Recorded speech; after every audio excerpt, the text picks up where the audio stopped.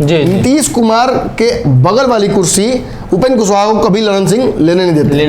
वो तो साफ कहते हैं, आरएसएस के लोग ये क्या कहते हैं, यहाँ तो कोई मुसलमान असली है ही नहीं। रामचरितमानस पर चंद्रशेखर जब बोलते हैं तो सबसे ज्यादा हमला कौन करता है?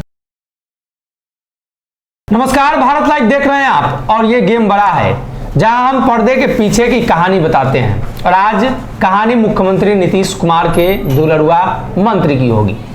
बिहार में ये शब्द काफी पुराना है, अक्सर चर्चा होती है मुख्यमंत्री नीतीश कुमार के विधायकों के लिए। नीतीश कुमार के 2-3 दुलरुआ विधायक हैं, एक मंच पर ठुमका लगाते हुए नजर आते हैं तो एक अंडरवियर में ट्रेन में घूमते हुए नजर आते हैं। कहा जाता है कि मुख्यमंत्री नीतीश कुमार के काफी करीबी हैं, नीतीश कुमार इनसे काफी प्यार करते हैं। हालांकि नीतीश कुमार की छवि बर्बाद करते हैं ये लोग। मुख्यमंत्री नीतीश कुमार की छवि ऐसी नहीं है। नीतीश का स्वभाव और उनकी जो शालीनता है वो देश में प्रचलित है। नीतीश कुमार बिहार और देश के अच्छे मुख्यमंत्री में से एक हैं और ऐसे में डॉक्टर साहब से चर्चा करेंगे। अभी तो भाजपा से अलग हुए थे जी। भगवा मैं बता रहे हैं आरएसएस के एजेंडों पर नीतीश कुमार के लोग चलने लगे, ये संभव है? ये मतलब अब जो दिखता है वो तो कहना पड़ेगा ना। आपने बड़ा बढ़िया विश्लेषण किया कि मतलब दुलरुआ शब्द का राजनीति में दुलरुआ जब भी इस्तेमाल होता है समझ लीजिए आप समस्या में है। नीतीश के दुलरुआ अधिकारी, नीतीश के दुलरुआ डीजीपी जी, नीतीश के दुलरुआ विधायक, मतलब समझ लीजिए विधायक चौडिये में परेड किए होंगे तभी दुलरुआ कहला है। अब नीतीश कुमार के दुलरुआ एमएलसी, मैं समझ लीजिए कुछ ना कुछ एमएलसी साहब कुछ खेला किए हैं जैसा जो गैर राजनीतिक है, गैर अनुकरणीय है। अब नीतीश कुमार राजनीति में सूचना के एकमात्र चेहरे पूरे देश में है। आप ठीक है उन्हें पलटू का टैग दे दीजिए, आप उन्हें जो कह दीजिए, ये उन्हीं के दोस्त कहते हैं जी। जब कभी चले जाएंगे तेजस्वी के साथ तो तेजस्वी कहेंगे चाचा सब ठीक है, और जब चले जाएंगे तो तेजस्वी कहेंगे कि पलटू मार है वो। जब भाजपा के साथ रहेंगे तो भाजपा के लोग कहेंगे कि नहीं नीतीश जी अच्छे हैं, सभी अच्छा है, परिवारवाद से दूर है, खुद नरेंद्र मोदी बड़ाई करने लगते हैं, समाजवाद के सबसे बड़े। हाँ, लेकिन अलग हटते हैं तो सब लोग उनको मुंह के पीछे कुछ ना कुछ बोलता है। ये नीतीश के राजनीतिक आचरण की वजह से हुआ है, लेकिन व्यक्तिगत आचरण की वजह से नीतीश कुमार पर आज तक आरोप नहीं लगा है जी। और अब नीतीश कुमार के आसपास के जो लोग हैं जिस तरीके से इस पार्टी को कैरी आउट कर रहे हैं आगे, ये स्पष्ट समझ में आ रहा है कि एक एजेंडा है।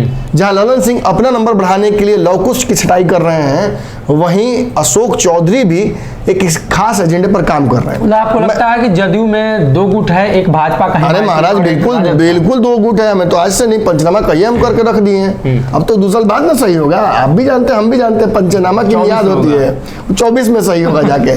1 साल वाला पंचनामा का खबर होता है। अब अच्छा लगे बुरा लगे उसको सेव करके रख लीजिए। आज ही का हमने पुराना पंचनामा देखा है, मैं स्क्रीनशॉट रखूँ, मैं कोशिश करूँगा लगा दे इस वीडियो में। पुराना हमारा पंचनामा आज का है। मैंने लिखा था कि अगर ये खबर नहीं देख रहे हैं तो पंचनामा मत देखिए आप। और जानते हैं उस खबर में क्या लिखा था हम लोगों ने?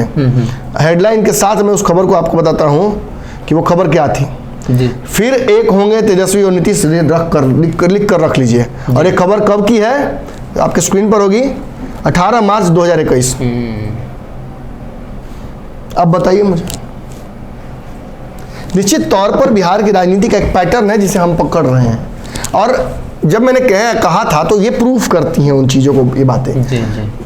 हमने कहा था कि ललन सिंह एक अलग नैरेटिव पर काम कर रहे हैं। वो चाहते हैं कि राजद और जदयू का विलय हो जाए और नीतीश के जनाधार को बढ़ाया जाए। साथ ही साथ उनका व्यक्तिगत महत्वाकांक्षा ये है कि नीतीश कुमार अगर पीएम पद के उम्मीदवार बनेंगे तो सीएम पद खाली होगा। सीएम पद खाली होगा तो सीएम ना मिले सही, कम से कम छूटल छटकन मिल जाएगा, यानी डिप्टी सीएम की कुर्सी दे देंगे। अब आपको अच्छे से पता है कि जो मटन की दुकान होती है या चिकन की दुकान होती है, उसके बाहर एक खास तरह का जानवर पाया जाता है जी। वहाँ क्यों मौजूद होता है? खरीदने के लिए कि माँ भाव पूछने के लिए, बचाल का खाएगा। मैं किसी को नहीं कह रहा हूँ, बुरा नहीं मानेगा कोई, ये एक तुक था, मतलब मैंने दे दिया।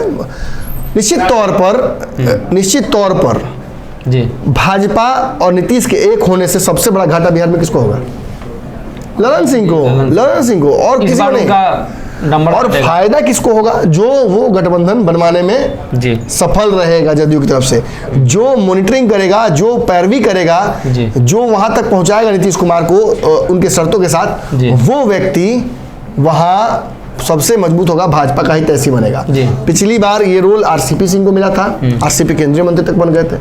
इस बार उस भाजपा की तरफ से रोल सुशील मोदी ने निभाया था, उन्हें अच्छा खासा ब्राउनी पॉइंट मिला था। फिर दोबारा नीतीश और भाजपा के बीच जो सरकार बनी थी उसमें आरसीपी अब जो हुआ होगा उसको तो फायदा होवे ना करेगा, बिल्कुल, बाद में बिल्कुल। जो हो तो कहीं ना कहीं उस नैरेटिव पर काम करते हो। अब बताइए कि अशोक चौधरी का बयान ये है, भीम चौपाल में बात कर रहे थे अशोक चौधरी, भीम चौपाल पूरा घूम रहे थे बिहार में, भीम चौपाल उन्होंने अलग जगह लगाया। अब इस बार जो भीम चौपाल उन्होंने लगाया है उसमें उन्होंने जो बयान दिया है वो बयान आप सुनिएगा।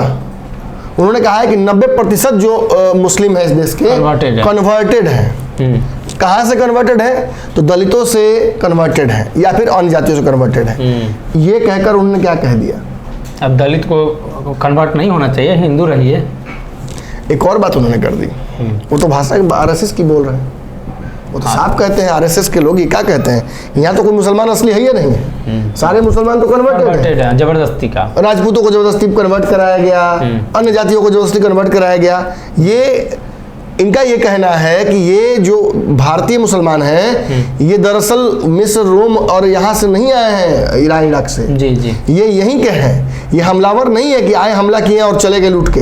ये यहीं के हैं, ये मुगलों के साथ नहीं आए थे, बल्कि ये यहीं के लोग हैं जो कहीं ना कहीं समाज में पिछड़ा उन्होंने महसूस किया। और खास तौर पे ब्राह्मणवाद का उन्होंने नाम लिया कि ब्राह्मणवाद के खिलाफ ये अलग अलग धर्मों में गए, कुछ लोग बौद्ध बन गए, कुछ लोग मुस्लिम बन गए। आप मुझे बताइए कि क्या आरएसएस यही भाषा बोलती है ना?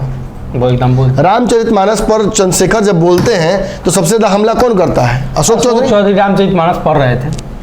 मैं इनके व्यक्तिगत जीवन पर नहीं जाऊंगा, वहां भी कई बातें हैं जिनको अगर आप सार्वजनिक करते हैं तो आपको पता चलता है कि अशोक चौधरी की मानसिकता क्या है और वो किस तरफ ज्यादा कंफर्टेबल फील करेंगे। लेकिन इतना काफी होना चाहिए जानने के लिए कि अशोक चौधरी जो भाषा बोल रहे हैं वो क्यों बोल रहे हैं। अशोक चौधरी दरअसल एक अलग नैरेटिव पर काम कर रहे हैं। उन्हें ये बहुत अच्छा अवसर लग रहा है जो भूपेंद्र कुशवाहा और आरसीपी पार्टी से अलग है। नीतीश कुमार के बगल में एक बड़ा वैकेंट स्पेस है, जिस स्पेस को वो अपने राजनीतिक फायदे के लिए, अपने तरक्की के लिए व्यक्तिगत इस्तेमाल कर सकते हैं। और कहीं ना कहीं मैं ये नहीं कहूँगा, लेकिन स्पष्ट यहाँ भी बोल रहा हूँ, कोई लड़ाई नहीं है दोनों में।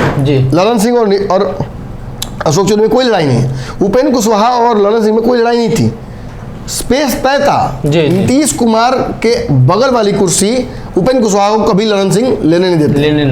अब उस जगह को खाली होते ही, चूंकि जिम्मेवारियां ऐसी हैं ललन सिंह की कि वो नीतीश कुमार से कभी कभी दूर कर देती हैं, उस स्पेस को अशोक चौधरी और संजय झा ने भर दिया है। तो अब उसमें भी कहीं ना कहीं काटभाज करना होगा ना। आरसीपी हटे तो इनका कद बढ़ा है, ये उपेंद्र कुशवाहा बने तो उनका कद बढ़ा, जगह लेने की होड़ है। तो कहीं ना कहीं देखिए आज न कल सबका नंबर है। नीतीश जिसके साथ जाएंगे, अब तय यही है कि अगर आरजेडी के साथ रह जाएंगे तो ललन सिंह हमेशा कमान में रह जाएंगे, और यदि अगर नीतीश कुमार जाते हैं भाजपा के साथ और उसके सूत्रधार अगर बनते हैं अशोक चौधरी, तो निश्चित तौर पर जो भाषा कह रहे हैं उसे आधार पर तो लग रहा है कि मैंने सब कुछ सेट। तो कहीं ना कहीं भारतीय जनता पार्टी भी जिस भाषा का इस्तेमाल करती है, कहीं ना कहीं हिंदू मुस्लिम कन्वर्टेड मुस्लिमों का जिक्र करके अशोक चौधरी ने स्पष्ट कर दिया है। अगर ये वीडियो पसंद आई और वह बिहार के राजनीति और बिहारियत से सरोकार रखेनी तो सब्सक्राइब बटन दबा के चैनल के सब्सक्राइब कर ली। ओजे एगो घंटी बा, ओकरा बटन दबा देला से कुल सटीक और मारक खबर रुआ मुफ्त में मिल जाई। अगर रुआ पत्रकारिता के हमनी के नया प्रयोग में सहयोग कर चाहतानी तो ज्वाइन बटन दबा दी। पेटीएम नंबर नोट कर ली 9386816700। धन्यवाद।